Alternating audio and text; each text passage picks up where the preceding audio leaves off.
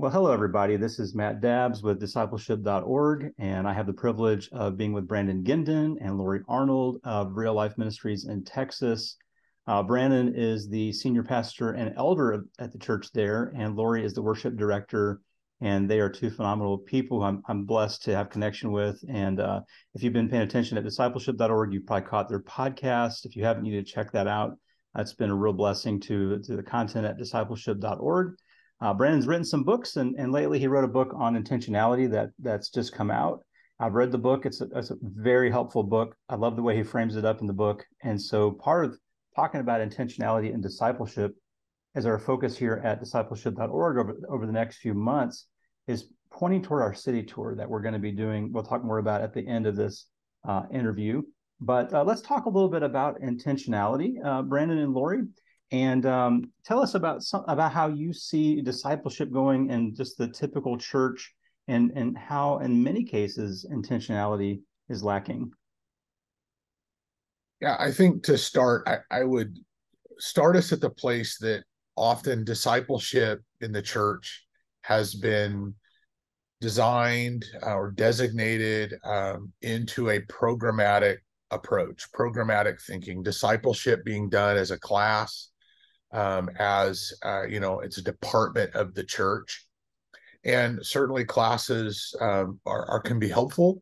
But when Jesus calls us to go into the world and make disciples, discipleship is simply that process of making a disciple. And I think in some ways we way overcomplicate it. In some ways we will put it into this little box that it's supposed to fit, and it's one of multiple things that you have a selection of doing in the church. And I think that's just something that we've learned, and when we study the scriptures and look at the life of Christ, that's not consistent, and that's not how the early church approached it. And so we want to be able to help people to see, I want them through this book and all the things that I've learned in 20 plus years of doing this, that discipleship is a lifestyle. It's who we are. Being a disciple and making disciples of Jesus, as we're commanded in the Great Commission, has to be, and what we see in the New Testament, a lifestyle that we live. And therefore, to live that lifestyle, it's not going to happen by accident. It happens in our intentional everyday actions, the values that we carry, the lifestyle that we live. And so being able to help people to know they can do it, they can live it out, it's possible, and to be able to help people start to get their hands around, their minds around living out that lifestyle. That's really good. Do you have any thoughts on that, Lori, for us? Yeah, I think just as he said, the church, the Big C church, has such varying views and definitions of what discipleship is. And so we hear the word a lot, but what I found in talking with different people is that there are so many different definitions of what that is. And so I think that it's really good that in the book, and in life, in sermons, and just in our conversation, like that we have a unified definition of what discipleship actually is. Because if we don't have an understanding of it, we can't do it well. So I'm really, really excited about the upcoming tour and just helping people understand what it truly means to be a disciple of Christ. Yeah, that's one of the things that I think discipleship.org has been, and the partners have been trying to be very intentional about, is having common definitions, spending time prayerfully working through definitions of terms. So I'll just do a little edit here and put on the screen the definition that's typically used at discipleship.org for discipleship, so that people can see disciple and discipleship, disciple making, so that people can see, when that term is used, generally speaking, kind of what we're talking about. And I love that, you've written the book, Brandon, too, on not just intentionality. I kind of said it was a book about intentionality. It's more than that. It's a book on intentionality in disciple making and the 8 principles that are involved in that. And I found the book incredibly helpful. We'll talk some more about that in just a little while. But I think you both are right in that, like, I've asked lots and lots of Bible classes over the years, like, how many of you have ever been discipled by somebody? And it's like all these little hands go up. Like, tell me who. Bible class teacher in 3rd grade. Grandma after school, I'd stop by her house. It's like, well, maybe. I mean, Yeah. was it? You Yeah. know, Yeah. it helped. It helped. Or like, oh, we go to small group. Okay, like, are Yeah. you learning how to follow Jesus intentionally and obey him and share him with others? Like, Yeah. we're not all meaning the same thing. Yeah, I think you all Right. are onto something. Yeah. Right. That's right. Yeah, there's so much more to it. And that's one of the things that I'm excited to talk about during the tour, as well as just the intentionality in relationships. And because my life has been changed drastically by God through the intentionality that I've had in the relationships that I'm in and have been in, whether it be my kids, my husband, my family, or whether it's friends or people in the church. And whereas, years ago, I was real quick to leave people alone when I was uncomfortable. And now I've chosen to step into that and be obedient to the Lord. And I have seen just a drastic change in my joy in my entire life. And so I just want to share that because it's so important. And it's not just to have the knowledge of it, but it truly works and it truly matters and will change your life when you are living an intentional life of discipleship in the way that God wants us to. It's great. That's so good. And so part of the issue is when you say that, Lori, there are going to be people who say, well, you're on staff at a church and you get paid to be a Christian, basically. And so you have time, like, of course you're going to, but what you all are saying is that it should be normal for us to be disciples who share our faith, who obey Jesus and follow him and help others do the same. That's like normal Christianity, right? Yeah. Right. It's for everyone. Correct. And I think, again, that's hitting at the heart of, I think, the Hope with the City tour. And I think the intention and heart behind the book was, for me, I wanted people to say, well, I can do this. It doesn't matter where. It doesn't matter if I've been a Christian for 50 years and somebody goes, I've never understood this till now. Then I can start. I can make the changes. And maybe I've done pieces of this along the way, but now I can be incredibly intentional. Or if I'm a new Christian, I can start doing some of these things.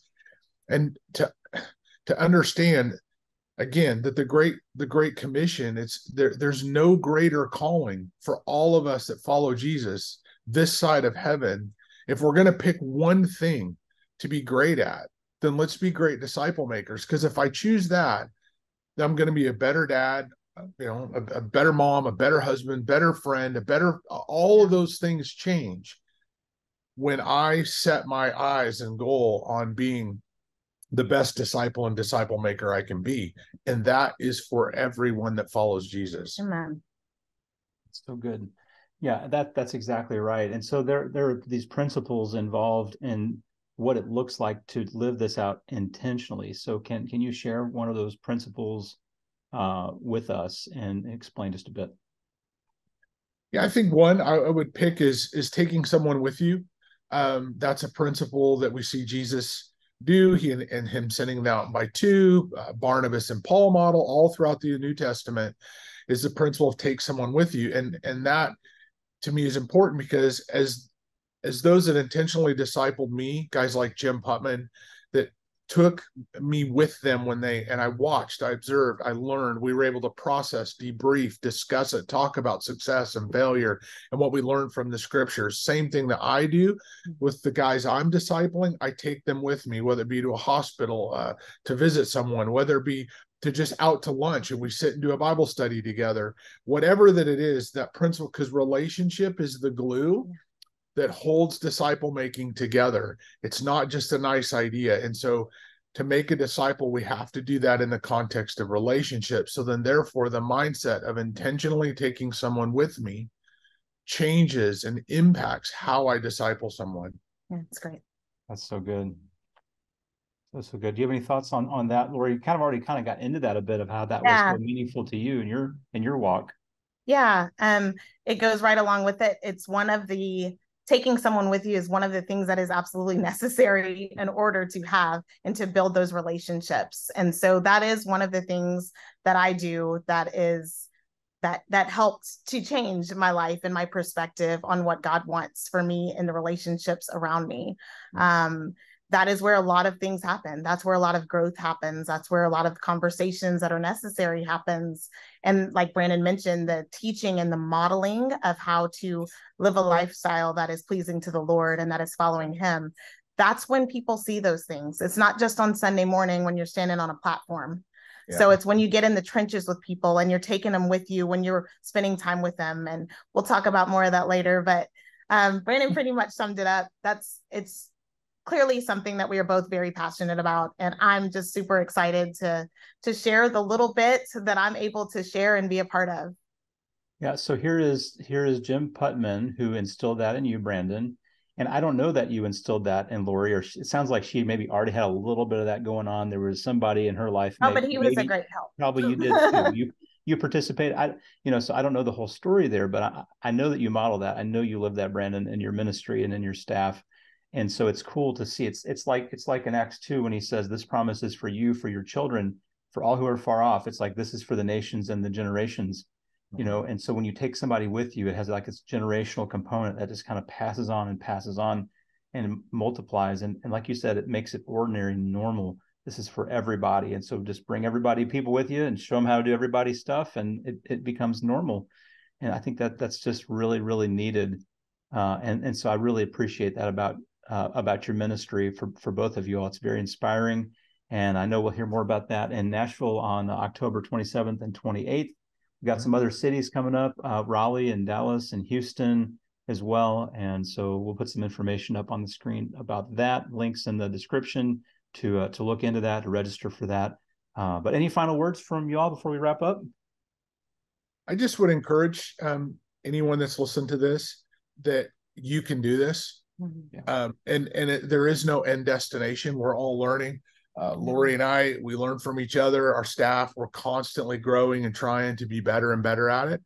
There is no end arrival until we're home with the Lord. And so that we can do this, we do the journey together. I just encourage people to step into it and start learning. And I hope to see them all at one of the cities. Absolutely. And we'll put a link to your book, Intentional Living Out the 8 Principles of Disciple Making, in the video description if people want to look at that. And I really encourage people to buy it because it's super helpful, not just if you're a paid staff person, but for everybody should read that book. Anyone who wants to take discipleship seriously, which we all should. So thank you all so much for being here in this interview. Really appreciate you. Thanks, Matt. Thank you.